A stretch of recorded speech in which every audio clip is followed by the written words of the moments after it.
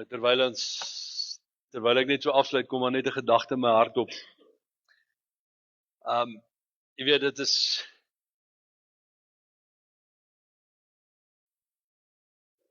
baie maklik om te staan en te kyk, maar as jy nie begin loop nie, gaan jy op een plek staan.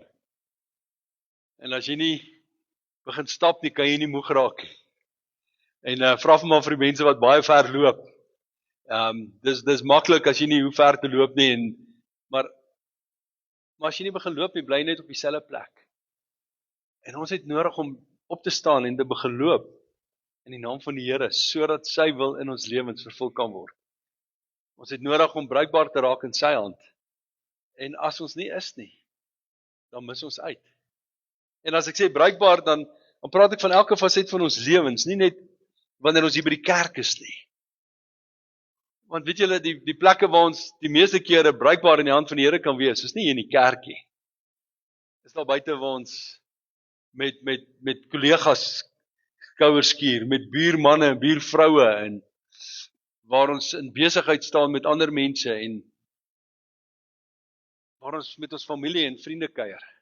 Dis waar ons werklik waar 'n verskil kan maak. En ek wil julle vanoggend uitdaag om op te staan en te begin te loop vir die Here. En te begin te doen. Jy weet, dis wonderlik om te praat, maar as ons nie doen nie, as ons nie 'n dader is nie,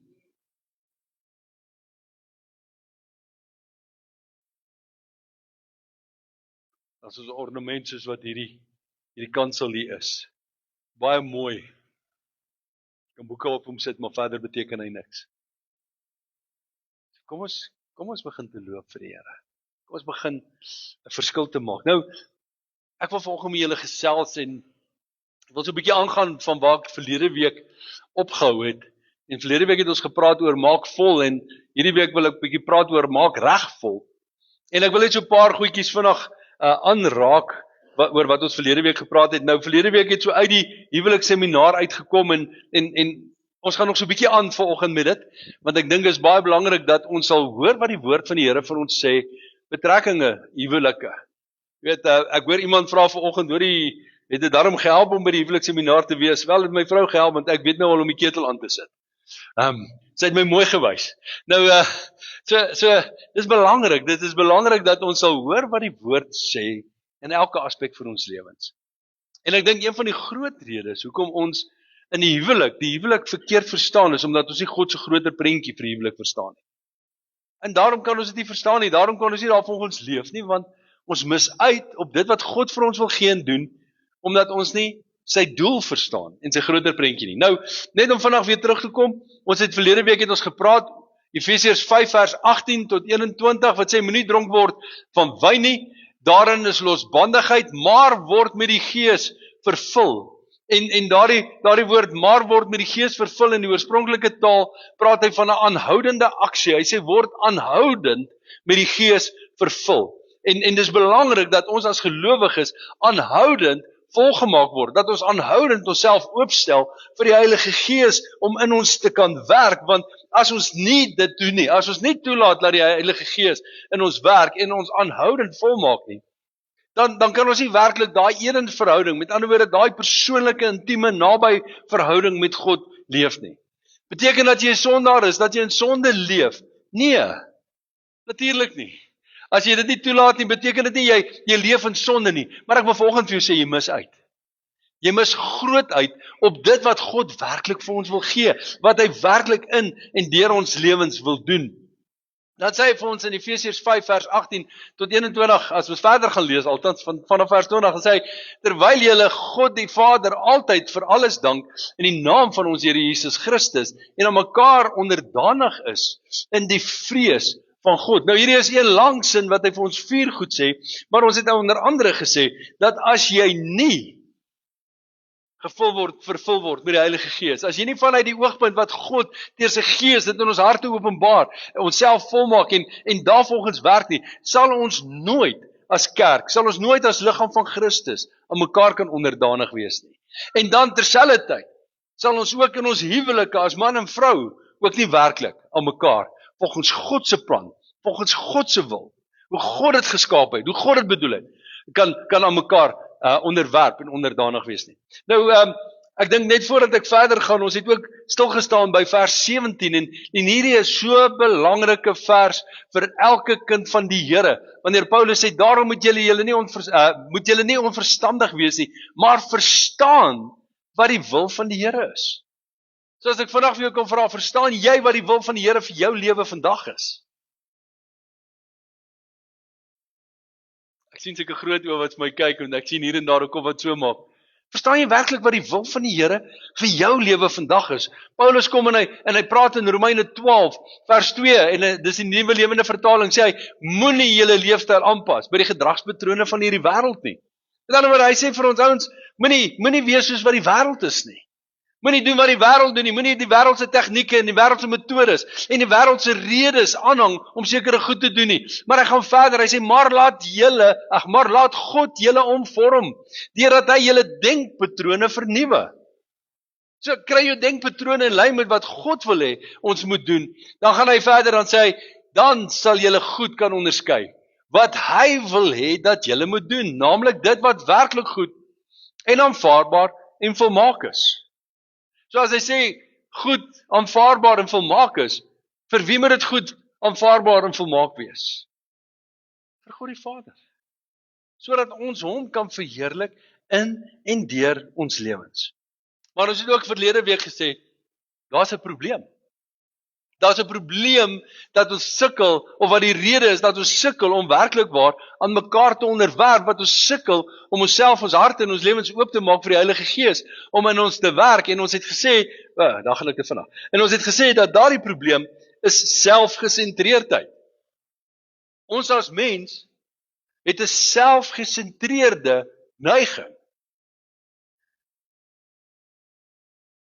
Ek het gehoop, ek hoor hier daarom 'n einde, maar dis die waarheid. Ons is selfgesentreerd, want die groter deel van ons lewe gaan oor onsself. Hoe ons dinge wil hê, hoe ons dinge sien, wat ons wil hê moet gebeur en hoe mense ons moet hanteer. Dit gaan oor ons, dit gaan oor ons gevoelens. En as my gevoelens geseer gemaak is ek kwaad vir 'n persoon, as my gevoelens nie vertroetel word deur iemand nie, dan wil ek daai persoon uit my lewe uitskei, en as iets nie volgens my plan en my wil is nie, dan wil ek dit nie so hê nie. En weet julle, omdat ons mens so vol van onsself is, en ek bedoel dit nie in 'n lelike sin dat jy hoogmoedig of wat ook al is nie, maar vol van onsself, ons eie belange en ons eie smagtinge is, sukkel ons baie keer. Nee. Sukkel ons elke keer om by 'n plek te kom waar die Here ons werklik kan gebruik. Waar sy Gees ten volle in ons kan werk en waar ons werklik aan mekaar gedanig kan wees. Onderdanig kan wees. Dit bring my dan by die gedeelte wat ek eintlik vanoggend wil praat oor. Efesiërs 5 en wanneer ons verder gaan lees vanaf vers 22. Maar voordat ek daar kom, wanneer ons praat van liefde, Paulus kom en hy sê vir ons dat selfs om met 'n goddelike liefde kan hê, het ons die Heilige Gees nodig. Hy sê vir ons daar in Romeine 5 vers 5 sê die hoop beskaam nie omdat die liefde van God in julle harte uitgestort is deur die Heilige Gees wat aan ons gegee is. So met ander woorde, ons kan nie eens behoorlik lief hê sonder die werk van die Heilige Gees wat God se liefde in ons harte uitgestort het. En hoor gou mooi, geliefdes, die oomblik toe jy Jesus Christus aangeneem het as verlosser en saligmaker, en die Gees in jou ingekom het, en daardie dooie Gees in jou lewendig gemaak het, en jy weer gebore is, het jy God se liefde in jou hart ontvang. So elkeen van ons het kapasiteit om werklik met 'n goddelike liefde kan hê. Nie van ons het verskoning nie. Ons het die kapasiteit in ons om werklik lief te kan hê. Die oomblik wat jy Jesus aangeneem het jy daai kapasiteit gekry. Dis hoekom die woord van die Here vir ons so duidelik in 1 Johannes 4 vers 7 tot 9 kan sê, geliefdes, laat ons mekaar lief hê, want die liefde is uit God. En elkeen wat lief het, is uit God gebore en ken God. So as jy nie Jesus aangeneem het nie, gaan jy nie liefde in jou lewe hê nie, en jy gaan nie liefde kan uitgee nie. En dis presies wat hy ook sê in vers 8, hy sê, hy wat nie lief het nie, het God nie geken nie, want God is liefde. So met ander woorde, wat ek vanoggend vir jou sê, Is geliefde, jy kan nie 'n kind van God wees en nie liefde in jou hart hê nie. Dan is daar fout. Dan kort daar iets. Dan is daar iets weg. En ek wil vir jou sê, as jy op 'n plek is waar jy nie liefde in jou hart het vir mense nie, en nie net vir hulle wat lief is vir jou nie, ook 'n liefde vir hulle wat selfs jou liefde nie verdien nie, moet jy dalk so 'n bietjie gaan stil sit en vra, Here, het ek regtig vir U oopgemaak in my lewe? Want as jy nie liefde het nie, het jy nie God nie. En die woord sê dit vir ons. As jy hy wat nie lief het nie, het God nie geken nie, want God is liefde. En dan sê hy in die volgende vers 9 sê, hierin is die liefde van God tot ons geopenbaar, dat God sy enige gebore seun in die wêreld gestuur het, sodat ons deur hom kan lewe. So ons het, deur wat Jesus vir ons gedoen het, aan die kruis, deurdat ons hom aangeneem het, het ons die liefde wat ons nodig het, om werklik waar diensbaar aan mekaar te kan wees, ontvang. Het ons die kapasiteit van God se liefde of ontvang deur die Heilige Gees, sodat ons ook vanoggend werklik waar vir mekaar kan lief wees. Dat ons werklik waar aan mekaar kan onderdanig wees, dat ons mekaar kan bedien, dat ons onsself so 'n bietjie kan neerlê. So by the way, as jy wonder oor wat ek praat van die Heilige Gees en die liefde van die Heilige Gees, of die feit dat die Heilige Gees die liefde van God in jou hart uitgestort het, en jy wonder maar, hoe het die Heilige Gees dit vir my ook gegee? Kyk gou wat sê Paulus vir ons. Hy sê vir ons dan 1 Korintiërs 3 vers 16. Hy sê, weet julle nie dat julle 'n tempel van God is en die Gees van God in julle woon nie? So hoor gou mooi, geliefdes. Jesus Christus, toe jy hom aangeneem het as verlosser en saligmaker, het daar iets in jou gees gebeur. Jy is weergebore. En nie net is jy weergebore nie, maar God het weer intrek in jou hart. Hy het weer kom woon in jou lewe deur sy Gees, wat by jou is. So hoor mooi, as jy Jesus aangeneem het, het jy God se Gees. Hy sê in 1 Korintiërs 6 vers 19, hy sê, weet julle nie, dat julle liggaam 'n tempel is van die Heilige Gees, wat in julle is, wat julle van God het, en dat julle nie aan julle self behoort nie. So ons het die Gees van God in ons. Elkeen van ons het die Gees van God in ons lewens. Maar ons het nodig om onsself oop te maak vir die Heilige Gees. Ons het nodig om hom toe te laat dat hy ons sal volmaak met sy gawes. Ons het nodig om hom toe te laat dat hy deur ons sal werk, dat hy ons sal leer. Ons het nodig om ons ore oop te maak, ons geestesore oop te maak, om te hoor hoe hy ons lei en hoe hy ons herinner aan dit wat die Vader vir ons wil gee. Hoe hy dit wat by die Vader gepraat word in die troonkamer volgens Johannes 16, hoe hy dit aan jou wil kom openbaar. Ons het nodig om onsself oop te maak. En wanneer ons op daai plek is wat ons onsself kan oopmaak, as ons op daai plek is wat ons kan verstaan hoe nodig ons die Heilige Gees het. Dis dan wanneer ons werklik waar in die liefde van die Vader kan funksioneer. Wanneer ons onsself oopmaak, laat hy ons lei en ons leer en ons rig. Dis dan wanneer ons werklik waar die liefde wat God in ons harte uitgestort het, kan uitleef waar ons ook al is. En dis wat God wil hê.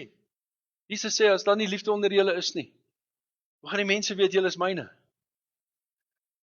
Hoe gaan die mense weet, julle is my disipels, sê hy vir ons in Johannes 13.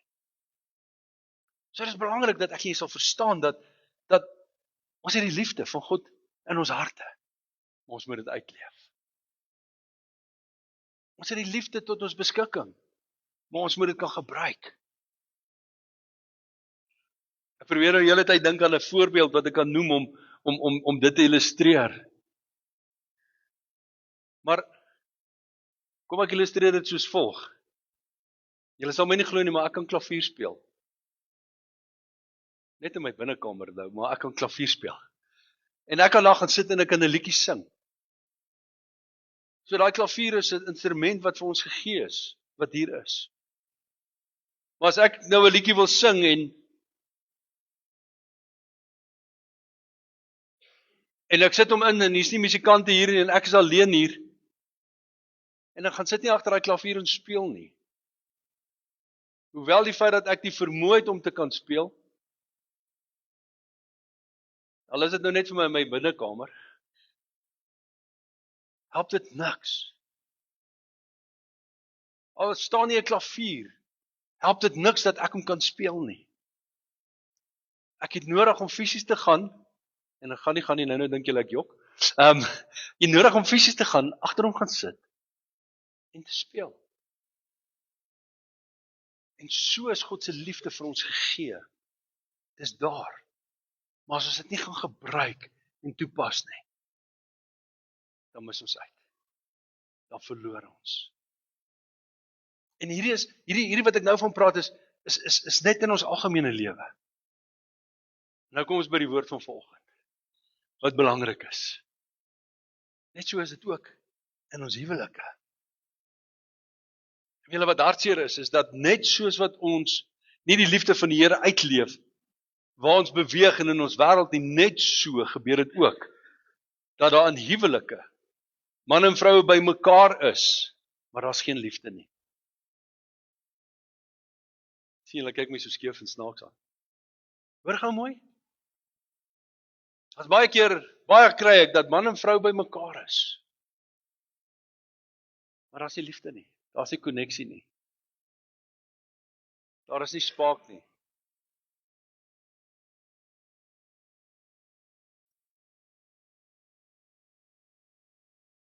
Jy sien, want die liefde van God wat in ons harte is, wat hy juis vir ons as sy kinders gegee het, sodat ons juis sy verteenwoordigers kan wees, sodat ons juis sy lig kan uitleef, dat ons juis sout kan wees op hierdie aarde. As daai liefde nie in ons harte is, of bruikbaar, as ons dit nie gebruik nie, dan is dit letterlik soos daai klavier wat daar staan en ek wil 'n liedjie sing en ek gebruik hom nie. Dit het geen doel nie, geen funksie nie. Nou kom ons kyk gou wat sê Paulus vir ons. In Efesiërs 5, vanaf vers 22 tot 33. Hy begin met daai heel bekende versie wat alle mans ken. Vroue, wees aan julle eie mans onderdanig, soos aan die Here. Al kry ek dan maar halleluja. Want die man is die hoof van die vrou, soos Christus die hoof is van die gemeente. Hy is die verlosser van die liggaam, maar soos die gemeente aan Christus onderdanig is, so moet die vroue dit ook in alles aan hulle eie mans wees. Wat 'n halleluja nou. Manne, julle moet julle eie vroue lief hê, soos Christus ook die gemeente lief gehad het en homself daarvoor oorgegee het, om dit te heilig nadat hy dit gereinig het, met die waterbad deur die woord, sodat hy die gemeente voor hom kon stel, verheerlik, sonder vlek of rimpel, of iets dergeliks, maar dat dit heilig en sonder gebrek sou wees. So behoort die man sal eie vroue liefde hê, so sal eie liggame. Wie sy eie vrou lief het homself lief. Joh, hierdie is diep woorde, né? Vers 29.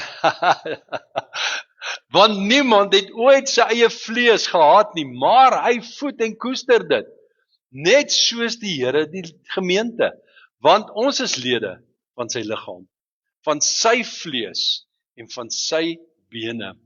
Daarom moet die man sy vader en moeder verlaat en sy vrou aankleef en hulle twee sal een vlees word. Hierdie verborgenheid is groot, maar ek sê dit met die oog op Christus en die gemeente. In alle geval moet elkeen van julle ook afsonderlik sy eie vrou lief hê, net soos homself, en die vrou moet die man eerbiedig. Nou hierdie is 'n baie kosbare gedeelte wat Paulus hier vir ons gee, en ek dink iets wat ons dadelik moet verstaan is, dat Paulus praat hier uit die konteks, of uit die veronderstelling, dat manne en vroue vervul is met die Heilige Gees, dat die liefde van God wat in hulle werk en volle in hulle funksioneer, sodat hulle werklik die rol wat God vir hulle bedoel het, kan uitleef. Met ander woorde, Paulus praat hier van die veronderstelling uit, dat die hoorder gevul sal wees met die Gees, en sal verstaan wat die werking en die doel daarvan is. So as ons na hierdie gedeelte dan verder kyk, as ons mooi kyk, is die twee konsepte waarna hy hier verwys, en daardie twee konsepte is baie belangrik. Die eerste ene, praat hy van die verhouding tussen 'n man en sy vrou, waarvoor hier 'n paar amens was. Maar die tweede konsep, praat hy van die verhouding tussen Christus en die kerk. En in hierdie gedeelte kom Paulus en hy vergelyk hierdie twee die hele tyd aan mekaar. Hy kom en hy vergelyk die huwelik, die heiligheid daarvan, die eenheid tussen 'n man en 'n vrou. Bring hy in lyn met Christus se verhouding met sy kerk. So die huwelik staan nie los van Christus se verhouding met die kerk nie. Hoewel ons daai idee het dat die huwelik is 'n saak tussen 'n man en 'n vrou en God het dit maar net gedoen, jy weet, want hy wou die man besig hou. Of hy wou die vrou straf.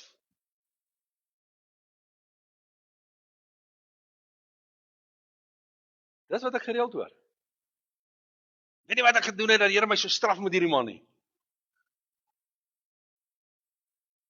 Wel, as jy nie die Heilige Gees het en daarvolgens werk nie, gaan alles vir jou soos 'n straf voel. Selfs die kos wat jy moet eet. Jy sien, wanneer ons mooi gaan kyk, en sonder sarkasme, sonder om vanoggend enigiemand af te breek of gaan dit oor 'n verhouding tussen Jesus Christus en sy kerk wat gedemonstreer word tussen 'n man en 'n vrou. Let wel, 'n man en sy vrou. Daar's nie ander terme nie, daar's nie ander maniere nie. Daar's nie iets soos die kerk en 'n kerk wat 'n verhouding met mekaar staan nie, dis die kerk met Christus. En dis ook nie Christus met een of ander afgod nie. Dis Christus met sy kerk. En net so gaan dit tussen man en vrou. Soos wat Christus die kerk en homself in verhouding staan. So is daardie vergelyking tussen die man en die vrou en ek wil volgende vir sê, dis een van die hoofredes hoekom die vyand uit is om die huwelik te vernietig. Dis hoekom hy uit is om die man in die huwelik te vernietig. Die man se rol in sy huis te vernietig. Want jy sien 'n afwesige pa of 'n pa wat alles uit teenwoordig maar nie regtig betrokke is nie. Wys na 'n afwesige God. Na 'n afwesige verlosser in die kerk. En as die vyand die man kan afwesig maak in sy huis, dan kry jy 'n goeie hou in, sodat jou kinders nie mooi verstaan hoe Christus in die prentjie pas nie. En dan moet ek ook bysê, dit is 'n goddelike orde wat hy daar gestaan het en wat God gemaak het en dat die man en die vrou een sal wees. En daardie eenheid wat hy van praat is juis die eenheid wat daar sal wees of wat daar is tussen Christus en sy kerk. En ek wil vir julle sê, geliefdes, niks kan daardie eenheid breek nie. Paulus sê duidelik in Romeine 8 dat nie dood nie engele, nie iets wat in die doderyk is of waar ook al kan ons skei van die liefde van Christus nie. Want daardie eenheid staan vas. En dis juist dan ook wat God bedoel het met die verhouding, met die eenheid wat daar tussen 'n man en 'n vrou gesmee is. Nie tussen manne en vroue nie, tussen 'n man en sy vrou. En ons besef, dis nie altyd, die lewe werk nie altyd uit soos wat ons dit wil hê nie, en daar's partykeer wat die lewe met ons snaakse draaie loop en goed gebeur, life happens. Maar dit was nooit God se plan dat daar egskeiding moet wees nie. Dit was nooit sy plan nie. Dit was nooit God se manier nie. Daar was nooit God se plan dat die eenheid wat daar tussen 'n man en 'n vrou buite die huwelik moet wees nie. Dit was nooit sy plan nie. Want dit is 'n verteenwoordiging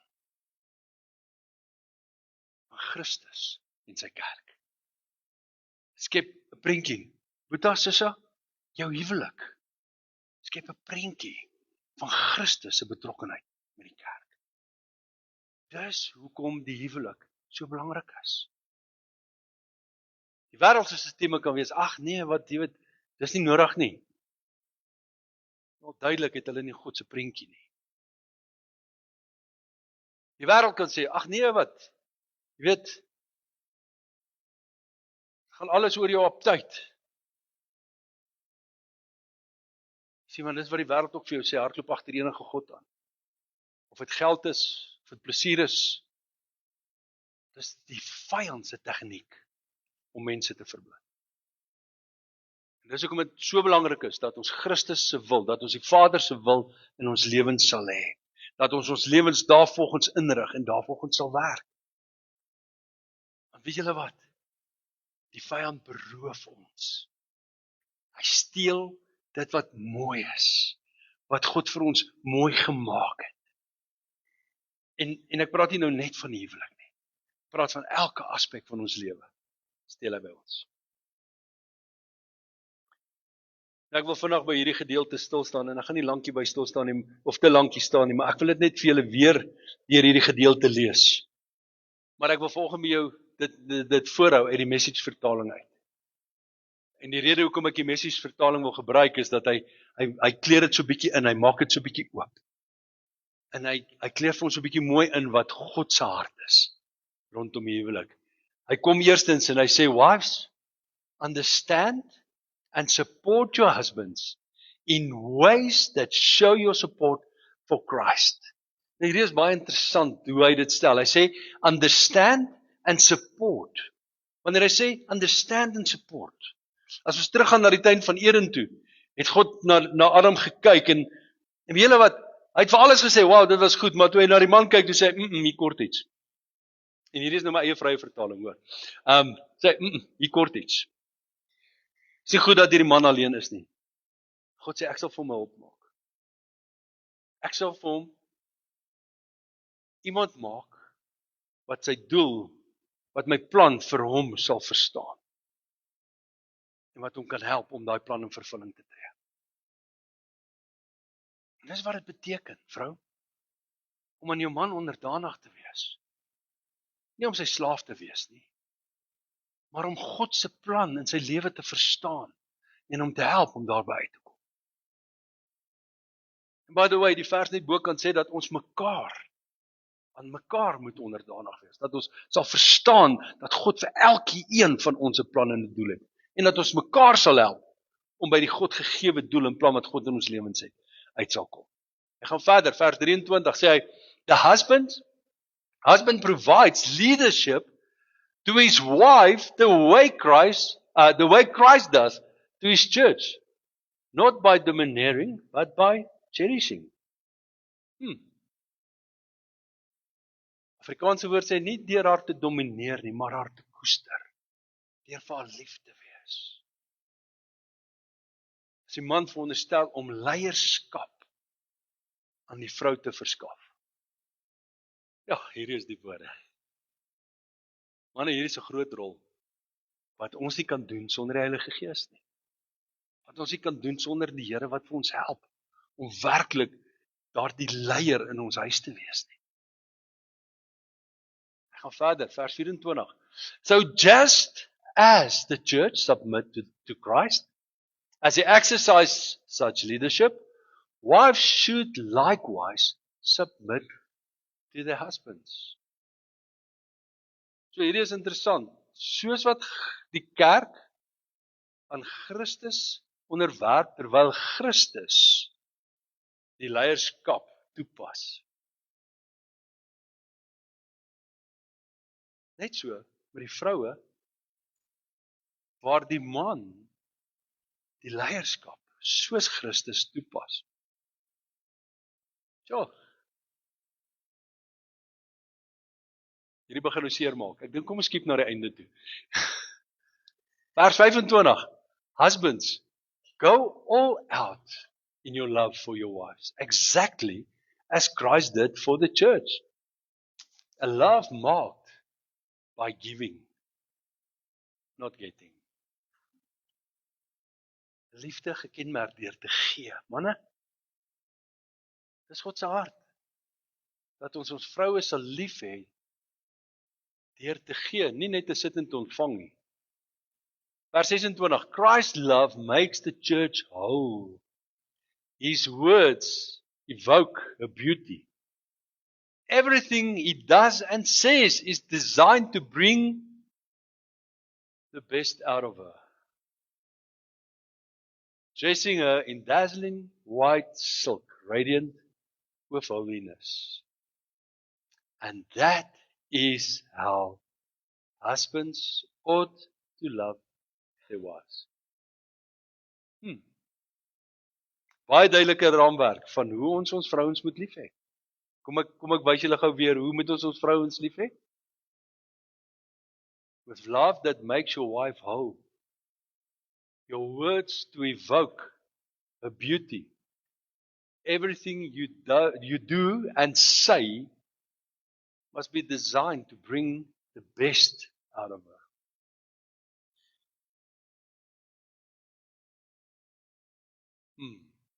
Okay, dan kan julle self lees, ek weet nie hoe om dit te vertaal nie. Dressing her in dazzling white silk.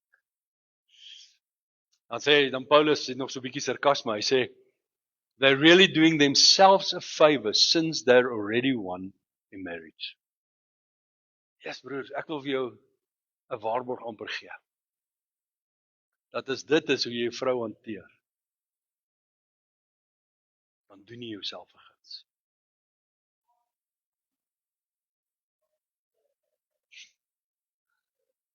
As dit is hoe jy jou vrou hanteer, jong manne, as dit is hoe jy jou vrou hanteer eendag, gaan jy nooit hoef te wonder oor haar liefde nie. Jy hoef nooit te wonder oor haar commitment nie.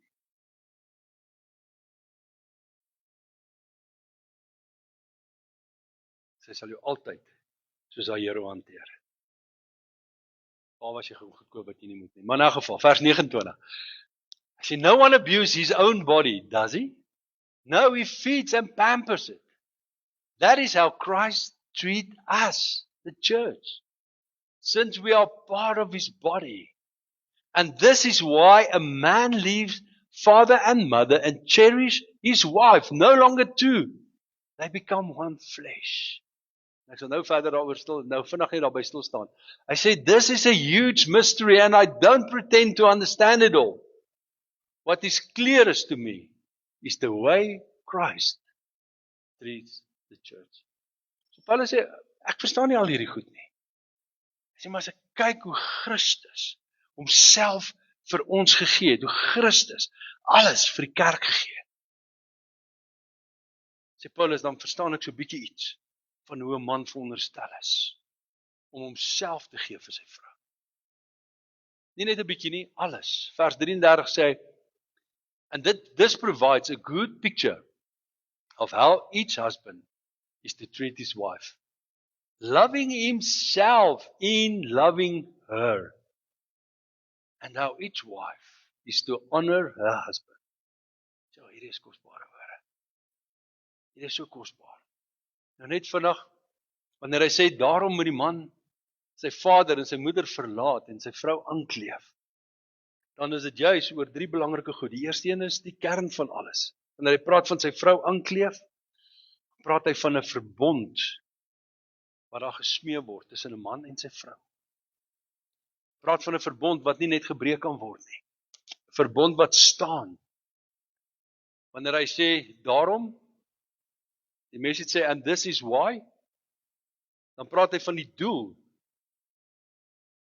Het gaan juist daaroor, dat 'n man en vrou werklik saam kan wees. En mekaar kan vervul, mekaar werklik kan bedien. En as hy praat van die ouers verlaat, dan praat hy juist van die prioriteit wat daar is. Tussen 'n man en sy vrou, dat hulle een sal wees. En ek wil afsluit met hierdie baie belangrike vers. En julle weet, ons kyk na die huwelik en dis maar iets wat ons doen, want ons pa het so gesê. Maar kyk gou wat sê die woord van die Here vir ons. Kyk gou hoe ernstig wat God steeds vandag die huwelik op. Hy sê in Malagi 2 vers 14, sê hy, En hier het hy basies 'n straf, of hy het vir die volk gesê hoekom dit sleg gaan met hulle. Dan gee hy die rede daarvoor. Hy sê, omdat die Here getuie is tussen jou en die vrou van jou jeug, want hulle het sommer ander vrouens gaan vat en hulle vrouens gelos. Sê hy, ouens, julle verstaan nie, God is getuie tussen jou en jou vrou. Broer, God is getuie tussen jou en jou vrou. Toe jou huweliksbeloftes afval het, was God getuie. Hoe jy hanteer, God is daar, hy's deel daarvan. Sê terwyl sy tog jou metgestel is, en die vrou van jou verbond. Sien, daai verbond wat gesmee word, kan jy nie net breek nie. Kan dit nie net stop nie. God het 'n plan. God het 'n droom. En God se hart is dat ons as kerk 'n goddelike huwelik sal hê. Sodat wanneer manne en vroue van buite af inkyk na ons huis, na ons huwelik, ons met mekaar werk, ons met mekaar praat, ons van mekaar praat. Ons funksioneer as ons geliefdes nie by is nie. Hoe ons praat as ons tussen die manne is. Dat die wêreld van buite af sal inkyk en sê, wow, hier is iets besonders. Hier is iets wat ek wil hê. En so tussen hakies, dis een van die groter redes waarom baie moslems in die moslemwêreld tot bekering kom. Want hulle sien manne en vroue wat God se manier van doen hulle huwelike het.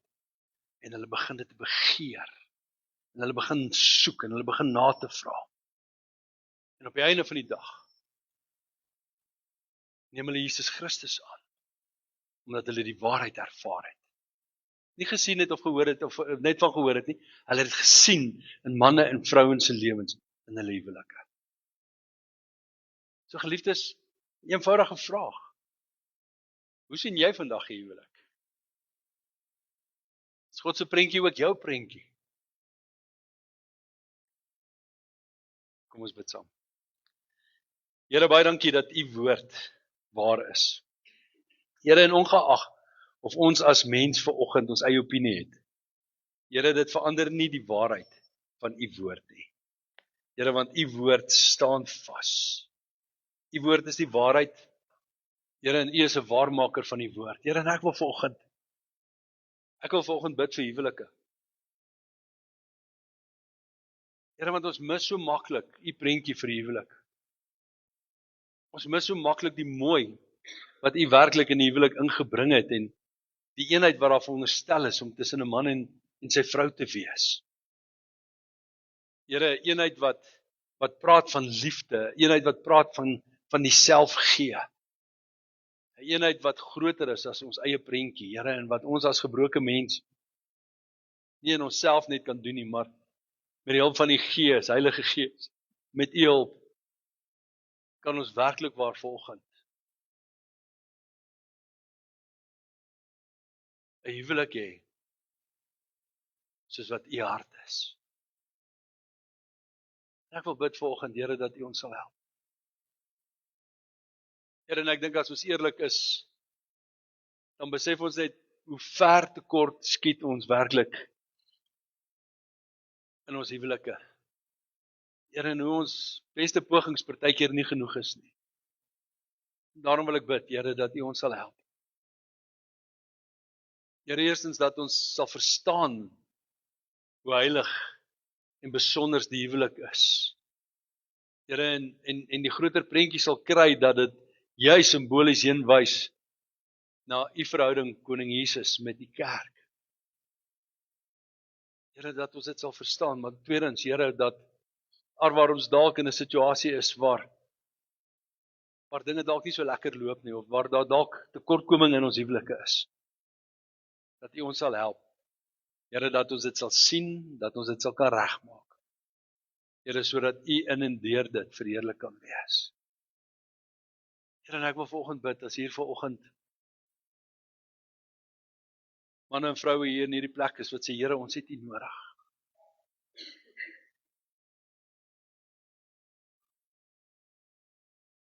Here, ons het U ingryp in ons huwelik nodig. Here, of dalk sit iemand hier en hulle kinders of hulle ouers of iemand wat naby hulle is, se huwelik is op die rotse of in 'n gevaarplek. Here, wil ek bid dat hierdie waarheid net deur die Gees in elke hart bevestig, hervestig sal word. Here, sodat ons werklik waar sal kan leef soos U wil hê ons moet leef. Here, dat ons sal kan doen ten spyte van die feit, Here, dat ons nie volmaak is nie, ten spyte van die feit, Here, dat ons as mans, Here, maar net mens is. Here, dis nie 'n verskoning nie, maar dit maak dat ons foute maak. Here, dat ons vrouens net mens is en self ook foute maak. Here, maar dat ons daardeur sal kan werk, dat ons daar verby sal kan gaan en U plan vir die huwelik sal kan deurwerk.